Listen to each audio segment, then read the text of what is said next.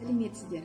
Мен Бөлкенбаева Әйгерім Дәулетиярқызы ұлы Абайдың 175 жылдығына арналған эстафетаны Жамбыл Ақылбаев атындағы эксперименталдық мектеп-гимназияның қазақ тілі мен әдебиеті пәні мұғалімі Түсіпханова Бану Аманқызынан қабылдадым.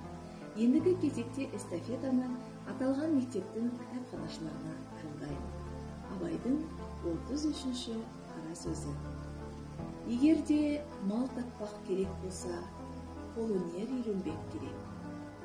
Мал жұтайды, өнер жұтамайды. Алдау қоспай адал еңбегін сатқан қолөнерлі қазақтың әулиесі сол.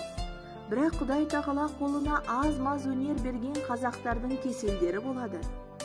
Әуелі бұл ісімді ол ісімнен асырайын деп, артық ісмерлер іздеп жүріп, көріп, біраз істес болып, өнер арттырайын деп, түзден өнер іздемейді. Осы қолындағы аз-мұзына мақтанып, осы да болады деп, баяғы қазақтың талапсыздығына тартып жатып алады.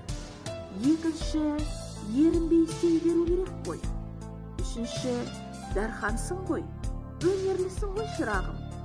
Немесе Ағекеңнен кетеді, осы ғанамды істеп бер дегенде, маған да біреу жалынарлыққа жеткен екенмін деп мақтанып кетеді. Төртінші, тамыршылдау келеді.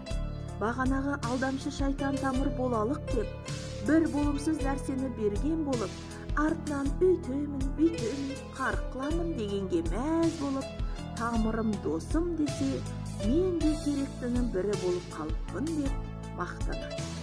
Онысы несі екен? Қазақтың баласының өзі алдағыш бола тұрып, және өзі біреуге алдатқыш бола тұғыны қалай?